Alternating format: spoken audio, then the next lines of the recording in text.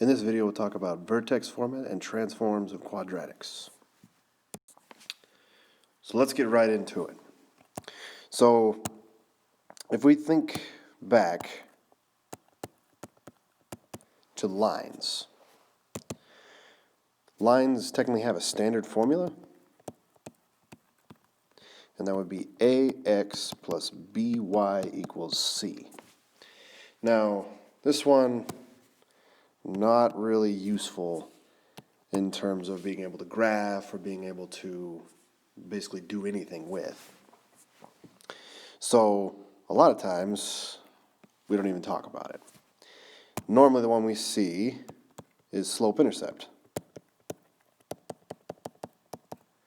And that would be the y equals mx plus b, and there's also point slope, which would be y minus y1 equals the slope, m, times x minus x1. And x1 and y1 are a given point that the line goes through. And both of these are useful depending on what you're doing. So it makes sense that quadratics follow kind of a similar train of thought. So we have our standard form, which is y equals ax squared plus bx plus c. And we've done a lot with this. We can find the vertex, we can find the roots using this. There's a lot that we can do with this standard form. It turns out there's one more. It's called vertex format.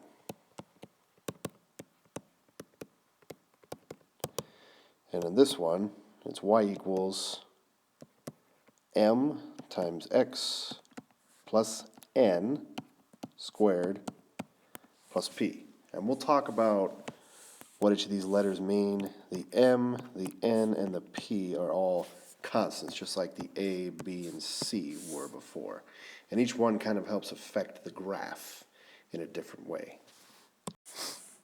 So before we get too crazy into the theory behind what each individual letter does in vertex format, let's just look at a couple examples.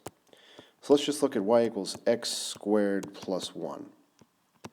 Well, we know what y equals x squared looks like. We know that y equals x squared is a parabola, and it has that classic U shape, and it goes down through the origin and comes back up. Okay? Well, if we were to graph this x plus 1, it would be the same shape, just vertically shifted up 1 as a perfect upward shift. Okay?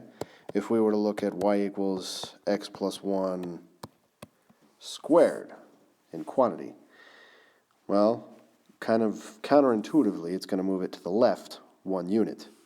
So it's going to look just like our white curve, just to the left. If we look at y equals 2 times x squared, well, what's going to happen there is this is kind of going to make it a lot steeper. So it's going to look kind of like this. It'll still go through the origin, but it's going to be much steeper than y equals x squared. Now if we look at y equals 1/2 x squared, well, it's going to come through much more gradually, but it will go through the origin, and it'll just kind of gradually taper off.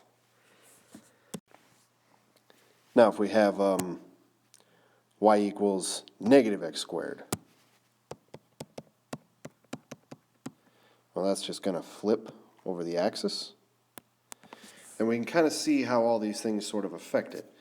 The first two deal with shifts, and the last three kind of deal with manipulating how the curve bends, for lack of a better term. So let's take a look at what each of these things does. Now, the idea behind this is that you're not necessarily going to be able to graph a quadratic right off the top of your head, but this can give you a way to have a quick mental picture of what it should look like should you use graphing software, which would probably be the best way to go if you're asked to graph a quadratic. So let's look at m. M, for lack of a better term, dictates your steepness. If m is positive, and greater than 1, then it's going to be much steeper. Kind of like we saw with y equals 2x squared. If m is a fraction, so if it's between 0 and 1, it's going to be more gradual.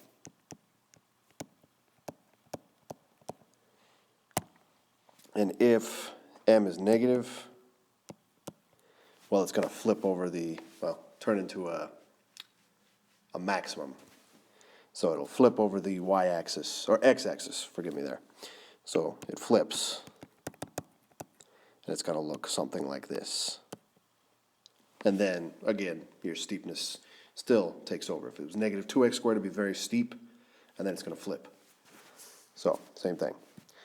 Okay, if we look at n, n is your horizontal shift, meaning it moves it left or it moves it right. And this one is counterintuitive to what you would normally think. Positive is going to move it left, and negative is going to move it right.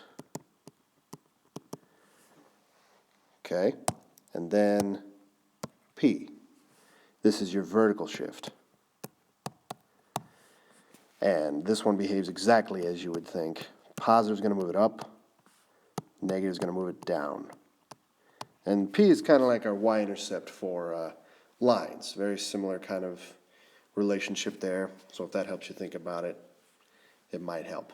And then N is a horizontal shift, and it's backwards from what you would think. And it's just, it's a strange thing in mathematics, but it works. So let's put this into practice. Usually what you're doing is you're comparing a function to y equals x squared.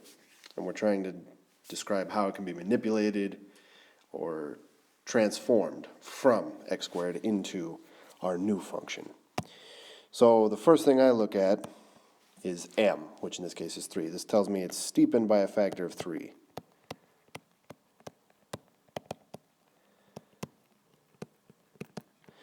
And then I look at n, the horizontal shift. It's going to be shifted left 1 unit. And then I look at the vertical shift. This is going to tell me it's shifted down 2 units.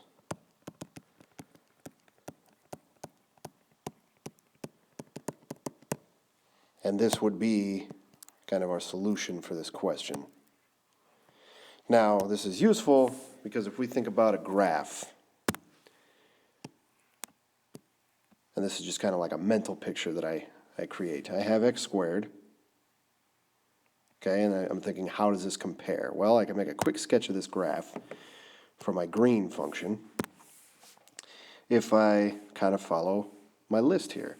I went to the left 1 unit, I went down 2 units, and then it's steeper. So it goes through this point. This is kind of like our vertex point. So we're going to come down, and we're going to go through, and it's going to be much, much steeper than the y equals x squared. So it could look something like this green curve in comparison to y equals x squared, and that's where it's kind of useful developing a quick mental picture of what it should look like, because if you're using graphing software to graph these functions, you can have a quick idea of, okay, maybe this is correct or maybe this is not correct. Just as a quick kind of double check more than anything.